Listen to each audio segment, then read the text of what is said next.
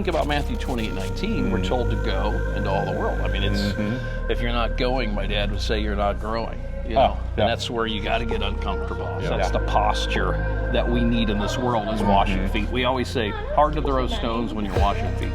I was always a pastor, always in church, always doing those things, but I'm like, I got to get out of the four walls. And so this allows me to do that. That's incredible.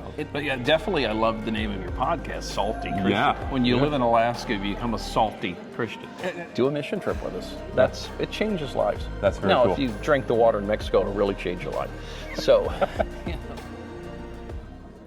So, welcome to the Salty Christians YouTube channel. And I'm hanging here with a guy I just met this week here at the K-Love Fan Awards. Let's see if we can show that. But Darryl. Hey. So, you're with My Project 360. My 360 project. My 360 project. Okay, I've just learned about it. We'll talk about that. We'll talk about that. But so I hung around a fire pit with you a couple days ago and I just loved the stories. But give a little background, because you were a pastor in Alaska. Yep. And it was Nome, Alaska, North Pole, Alaska. Actually, North Pole, Alaska. Okay. Funny thing is, lived in Alaska all 43 years of my lived life. I can't say all my life because I'm not there anymore, but I've never been to Nome. And I didn't realize that Wild Earp lived in Nome for a while. So that's kind of crazy. Yeah, that's wild. But yeah, definitely I love the name of your podcast, Salty Christian. Yeah. When you live in Alaska, you become a salty Christian. And explain that a little bit then. How... Is it just not a very Christian area? Are you, are you going the salty? I think the salty just because it's 65 below zero. Yeah. 72 below is the coldest. And you still have church. Wow. Yeah. And what happens there is in church, about midway through your sermon, you start hearing people beep, beep, beep, starting their cars. So like, here sometimes they'll start a car because it's hot. There it's because it's cold. But I mean, when you are in weather that's from 104 degrees in the summer to 72 below in the winter, and your winter starts in October through April, you become kind of a salty person. And you've got like a couple hours of daylight during the winter, right? December 21st, you have 3.5 hours a day. Wow. And I remember you told me a story around the fire pit, how the city you were in was like 1,500 people, but the church had over 2,000? Yeah, it was 1,600, and we had about 2,300. Amazing. That would call that their church home. Yes. So we were the mega church. You were truly being salt and light in that part of Alaska. Yeah, that's pretty incredible. Interesting. And I think our area is about the size of Rhode Island, so people travel from all over. Okay. And then there's Fairbanks, 13, 14 miles away. But yeah, it was pretty interesting. We didn't start out that way. We started with 7, but it grew. So it was pretty cool. And so then you started My Project 360. My 360 project. Tell me the origin story. So I left Alaska in 2012, went to Idaho, and finished pastoring there. And sometime in my study of the Bible, I ran into Numbers chapter 8, verses 24 through 26. Yeah. And it says you start at 25 and you end at 50, and you become a mentor. And I'm telling you, I love to pastor, but I'm going to tell you, it's not an easy job. And if you're not, I was called, but sometimes your calling's like, oh man, do I really want to do this? Because when you get up in front of your congregation, you go, hey, it's good to see most of you today. Maybe it's time to take a break. But I ended up deciding, hey, when I turn 50, I'm going to do something different. And I've always done missions. My parents are missionaries, been to over 100 countries, and so. Crazy how the whole shoe thing came about. A guy named Andrew Palau had a little bit of a voice into that, which was interesting. And he's the son of Luis Palau. Luis Palau. So in fact, Andrew's kind of the main preacher now since Luis went on to be with the Lord. And Andrew was involved with it a little bit, just with some ideas and different ones. And then a guy named Wilson Smith, who's a really big guy at Nike, introduced me to a guy named Mike Freeton, and I said, hey, I got this shoe idea, And anyways, here it all came, and all of a sudden, this happened. And it started when I turned 50. Wow. And so now I'm 59. We're going into our 10th year this next year, and we're in 23 countries and over 60,000 pairs of shoes built. But what's unique about it is we wanted to build a shoe in country, work with empowerment centers, and totally source locally. And so we've been able to do that, and then not use toxic glue, which is a whole other story. But being a place where you have these people building them, but then you put them on kids, because 300 million kids, I realized, didn't have shoes. How many? 300? 300 million. 300 million? In the world. In the world. Crazy. Wow. 11 million kids die before their 5th birthday because of lack of things, and one of them shoes. And then in Uganda, they have these things called jiggers. They bore into the foot, and it's horrific things. Yeah. There's an organization called Soul Hope that does a great job doing surgeries, and so we wanted to build, but we wash feet like Jesus. They get this really cool shoe with socks, and it just really works out in a sense where it just changes a lot of lives. And so that's kind of what we wanted to do. I was always a pastor, always in church, always doing those things, but I'm like, I got to get out of the 4 walls. And so this allows me to do that. That's incredible. And we're a faith-inspired company, so we work with different types of faith backgrounds. Yeah. You know, we're Christian, but we've been to Pakistan and worked with Muslims. We've done some pretty crazy things, but we always wash feet like Jesus. And I always let them know, I don't care what religion they are, you just wash feet like Jesus. That's beautiful. So that's kind of the secret sauce. That's the posture that we need in this world, is washing feet. We always say, hard to throw stones when you're washing feet. Oh, that's a great quote. Kind of a fun thing. So a little backstory about me, I worked for a nonprofit called Cure International. Okay. And they had these children's hospitals. Yep. And one of the incredible witnessing tools was when you serve someone's child, you know, especially if they're Muslim, they're like, well, wait, why are you doing this? Exactly. Like they start to ask the questions, and you go, well, because my God, my Jesus told me to. So that's what you guys are doing. I love that. And it really then turns into a conversation with the family. And it's interesting, like we're in Mexico, we do a lot in Mexico, and we'll be washing these migrant children's feet, and you can just see the mothers and the fathers with smiles on their face. Because first off, we're giving them a holy pedicure, we call it. They have no clue that's what we're going to do. And the kids are just back in the chair. In fact, there's a little chair here that we use when we use these little camp chairs and things, and they'll just sit back. It's as if they're having a pedicure. That's probably the first time they've been served like this. Never have. You know, we wash their feet. We have this really cool wipe that we use, and it's fun to watch the reaction of the moms. Just like and then all of a sudden they're just happy that somebody is taking care of their kids, and I think that's what's beautiful about what we get to do. Yeah. Well, let's go check out the shoes. Well, first, so we're at the Caleb Fan Awards, and they've invited you here to just share the work you're doing, right? This is our 3rd year here. We have a booth. This year we had 500 shoes sponsored by a donor. Wow. And people come in, and of course it's a little slow right now because there's a concert going on, but this place will be packed.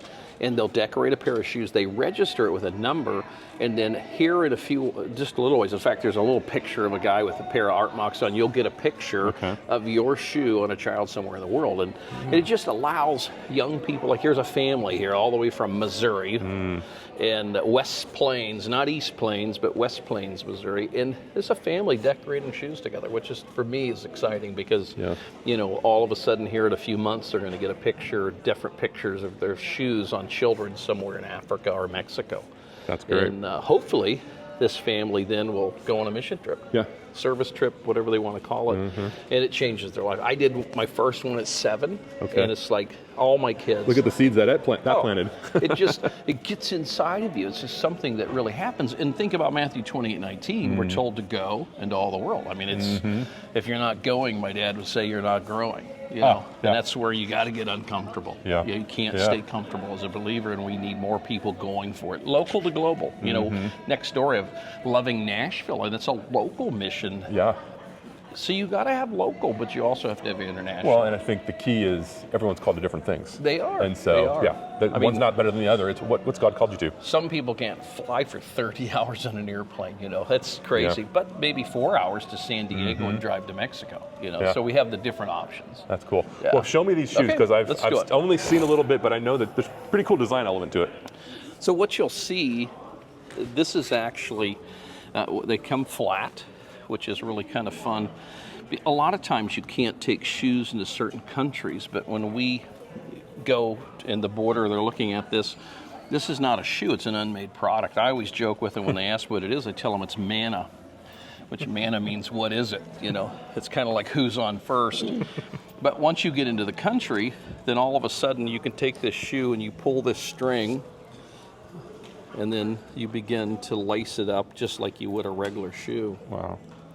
And it looks like it will grow with the child's foot. It'll expand out of the back, the front, and the side. Of course, a lot of people don't realize your foot grows from the back, not the front necessarily. Your toes get a little bit bigger, but as you get older, your heel grows. So this actually, we'll take this like this.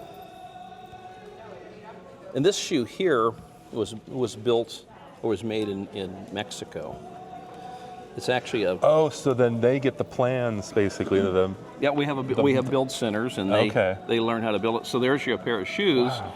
They'll have an insole, they'll get a sock. Yeah. You wash their feet, and then this actually has a little catch button on it, because most kids can't tie their... To try to teach them in a day is tough. What's like the average cost for this shoe? So these shoes, now the ArtMocks are a little bit more. An average shoe sponsors for like $35 a month. These are a little bit more because there's a lot more handling, there's shipping to and from, because normally people will order these individually, or they'll do an ArtMock party, or we'll do corporate parties and things, or something like what we're doing here. There's 500 shoes. ArtMock. I mean, I guess. So ArtMock. So it's a 360 mock is what we call the shoe, kind of like a moccasin. Yeah. But this is the ArtMock, which it's because you put art on it, and it's a word that we own. I guess it's like we. So what I tell people, this is Genesis 1:1 that they're doing. In the beginning, God created. I mean, they're creating something that's never happened before. Yeah. In the sense of that art. That's cool. That God puts in you to come out. Whether you're scribbling or my wife is right here. She's an artist, so she's always got fun-looking shoes. I just did a shoe today, and it looked like maybe. Well, we're not going to say what it looked like, but it's beautiful. And God's not called you to that. That's not the gift He gave you. No, it's not my calling. And then we got this young man. Holy smokes, he's done a sunflower over here that's pretty amazing. And so all different sizes. Like this one here, this was a lady from South Dakota. Oh, wow. I mean, look at that. It's like 3D. That's incredible. Definitely not mine. But you just get all different styles. So you decorate, then the shoe will go, like 350 of these will go to Africa, 150 will go to Mexico. They'll put the sole, insole, build it with socks, and then we'll deliver it. Like the 350 will get delivered in a couple of weeks with a church from Idaho. 10 of them are going to meet us over there, and we'll do this big, like 1,000 shoe give one day. Yeah. And they'll go out. And then the picture's taken, and on the shoe, there's a little number. You register your shoe with your email, and then that number will be, once the picture's taken, we'll designate it, send a picture to you. Oh, so that's cool. Yeah, there's kind of a fun, So this is what it... Yeah, there's somebody... Oh, and the number of that was, what was the number? Yeah, 1677. So last year, somebody with 1677 with their email got that picture. Okay, so if someone wants to do an ArtMock party, they basically work through you. You send them the raw materials, and then they can actually text ArtMock, ARTMOX, to 24365, and it'll give them information. Okay, I'll put that in the video description too. So people they can go shoes to 24365, and it'll give them information. Because the ArtMock parties there's a lot of fun, and it blesses people. And like we just did a corporate party for a bank. Sorry, that's your mic. Keeps sliding down. We did a corporate party for a bank, and it was so cool to watch these bankers, do the shoes. And I started out and I asked them, I said, hey, if you knew you were dying tomorrow, what would you do today? Pretty interesting feedback from bankers and money. But I said, Jesus washed feet. I said, it was just an interesting conversation from that, this crowd of bankers.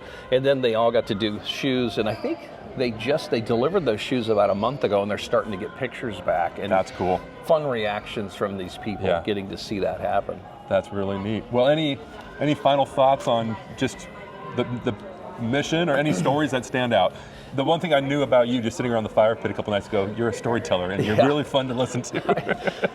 It's hard to say anything short, But I think what's interesting is to watch. For instance, last year we had a guy named Seth Ferose, and we'll have to get the correct spelling. He's a very famous bodybuilder and owns a couple of big companies.